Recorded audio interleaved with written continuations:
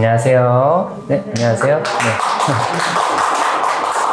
네. 네, 저는 외과 김석이고요. 네, 오늘도 이제 강의가 있어가지고 제가 이렇게 여러분들 찾아뵙게 됐고, 말을 오래 하면은 숨이 차가지고 마스크는 좀 벗고 하겠습니다. 네. 일단 오늘 강의를 해볼 주제는 이제 우리 암 환자분들의 이제 수술적 치료에 대해서 이제 한번 강의를 해보려고 하고요. 수술적 치료가 이제 암 환자분들에서 어떤 역할을 가지고 있는지 한번 설명을 드리고, 그 다음에 이제 이 대표적인 세 가지 암, 유방암과 갑상선암과 췌장암에 대해서 이 수술에 대해서 한번 좀 짚어보도록 하겠습니다.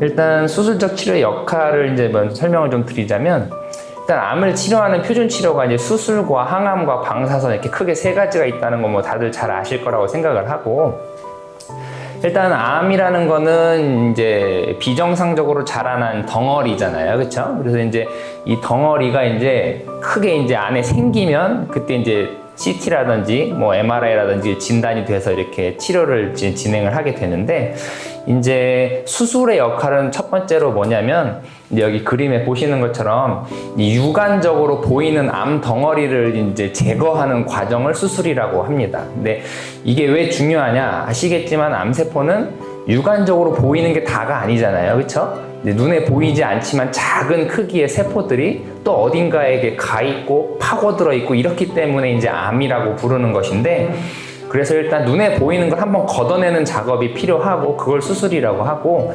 여기서 끝나지 않고 눈에 보이지 않는 부분을 처리하는 추가적인 과정이 필요한데, 이 중에서 이제 그 떼어낸 부분 근처에 남아있는 암세포를 제거하는 과정을 방사선 치료라고 하고, 그 국소적이죠. 그리고 이제 그게 아니고 이제 거기서 또 나아가서 혈관이나 림프를 타고 다른 곳으로 가 있는 암세포를 제거하는 과정이 또 필요한데, 이러한 역할을 하는 게 이제 항암제와 우리 몸 안에 있는 면역 체계입니다. 그래서 눈에 보이지 않는 암세포를 청소하는, 이렇게 이해를 하시면 되겠고, 그러면 수술이라는 게 그럼 과연 완치가 되냐? 수술을 하면 이제 앞에 설명드린 것처럼 전혀 아니죠. 수술이라는 건 그냥 눈에 보이는 거를 떼어내는 어떤 작업인데, 그렇기 때문에 어떤 경우는 또 완치가 되기도 합니다. 그래서 기준이 뭐냐면, 결국은 그 암이 생긴 덩어리가 이제 다른 부분과 엮이지 않고 한 번에 분리가 되고 이제 되면은 완치가 될 수 있고, 그게 아니고 암이 생긴 부분이 다른 조직과 엮여 있거나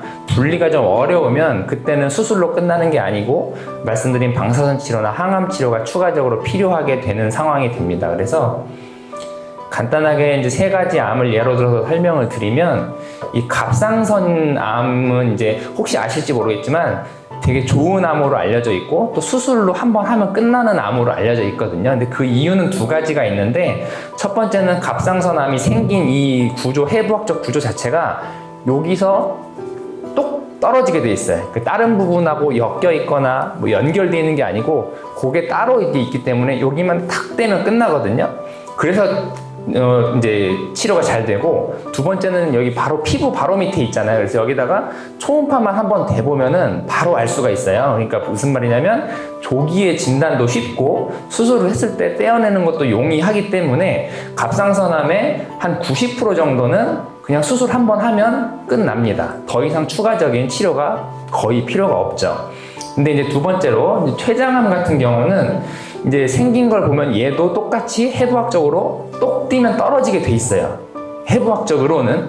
근데 이제 췌장이 위치한 위치가 이제 배 안에 깊숙한 곳에 있기 때문에 이거는 초음파도 안 되고 뭐 CT를 맨날 찍을 수도 없고 해서 이게 진단이 늦어집니다. 그러니까 이제 췌장암은 해부학적으로 분리는 쉬운데 진단이 늦어져서 진행된 상태로 발견이 되고, 진행됐다는 게 무슨 말이냐면, 이 분리는 쉽지만 이미 암이 주변에 다른 장기나 혈관으로 파고들어 있기 때문에 이 수술로는 치료 완치가 어렵고 추가적인 방사선이나 항암 치료가 필요한 경우가 되게 많다라고 이해를 하시면 되고, 세 번째로 유방암 같은 경우는 이제 해부학적으로 독특한 구조인데, 이 유방이라는 조직은 이제 주변에 지방이나 근육이나 혈관하고 다 엮여 있어요.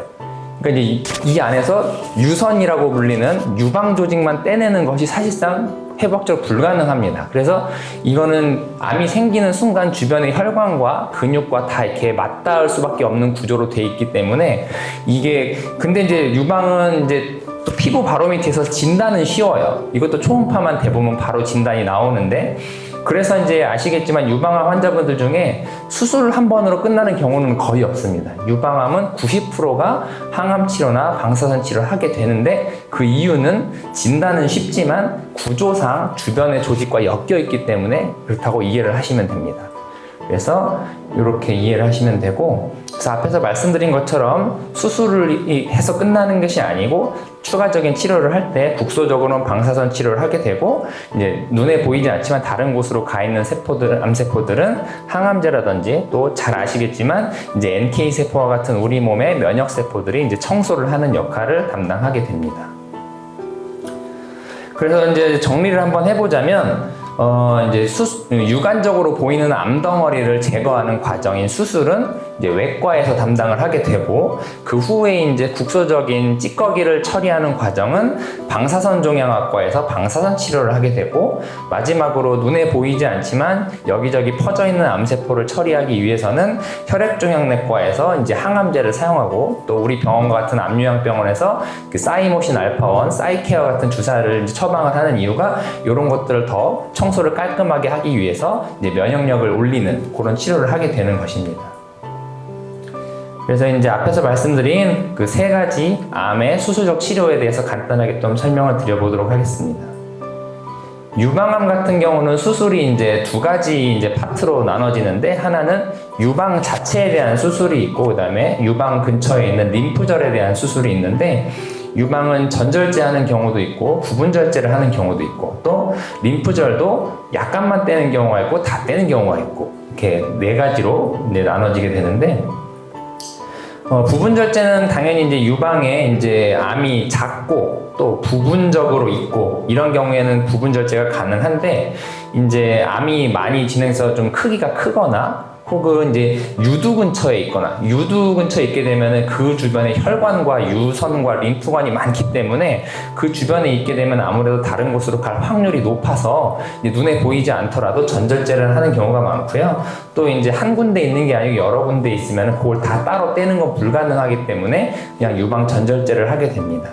그래서 이런 차이가 있고 이제 림프절 수술 같은 경우에는 이제 수술 전에 검사를 했을 때 림프절로 이미 전이가 된 게 눈으로 확연하게 보인다 이런 경우에는 림프절 전절제를 하게 되고요.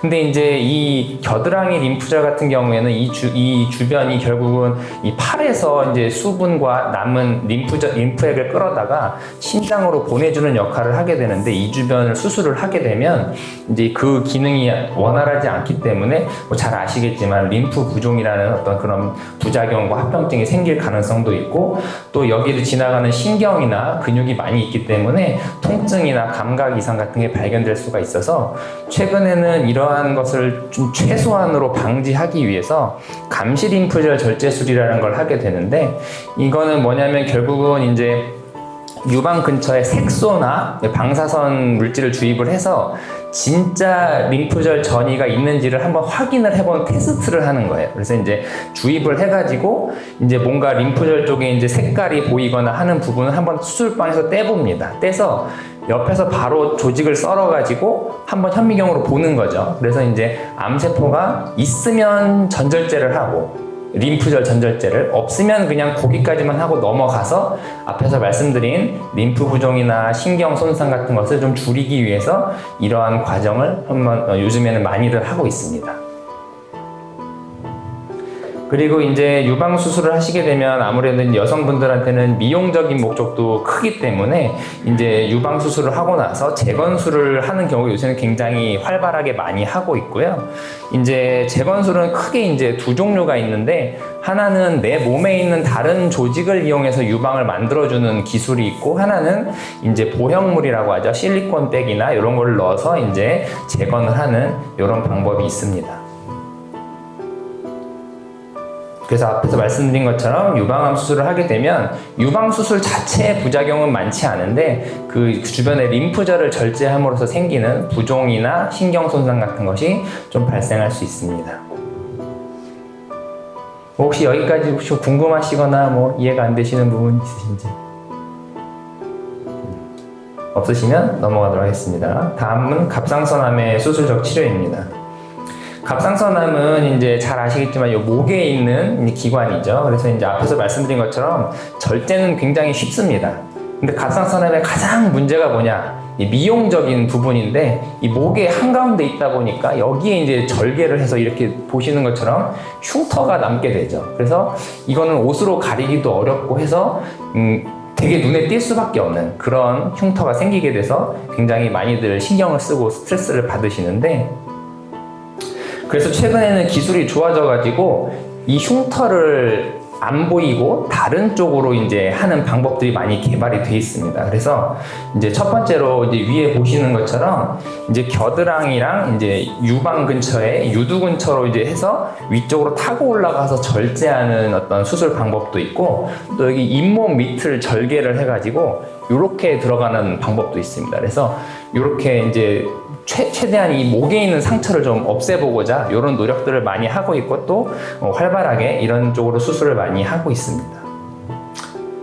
갑상선암 수술 같은 경우에는 수술도 되게 간단하고 이제 암도 뭐 나쁘지 않은 상태로 많이 이제 치료가 되는데, 이제 수술하고 가끔씩 생기는 큰 문제가 뭐냐면 이제 여기가 이제 기도가 지나가는 부분이잖아요, 그렇죠? 근데 이제 수술을 하고 이제 다 꼬매놨는데 안에서 혹시나 피가 나게 되면 이게 부풀게 됩니다, 이렇게. 근데 부푸는 게 이제 피부가 이제 앞에 막고 있기 때문에 이게 뒤로 누르게 되면 기도를 누르게 되는 경우가 있습니다. 그래서 아주 가끔씩 갑상선암 수술을 하고 기도가 막혀가지고 사고가 나는 경우가 아주 가끔 있고요. 그리고 이제 요건 또 잘들 아시겠지만 이제 여기 목에 있는 신경이나 여러 가지 주변 조직이 있기 때문에 수술하고 나서 목이 쉬거나 목소리가 변하거나 뭐 이런 경우가 또 가끔씩 있고, 또 이제 부갑상선이라고 해서 갑상선 주변에 있는 조직이 있는데 이것 때문에 칼슘이 떨어져 가지고 저리거나 뭐 아프거나 이런 경우가 가끔씩 생기게 됩니다.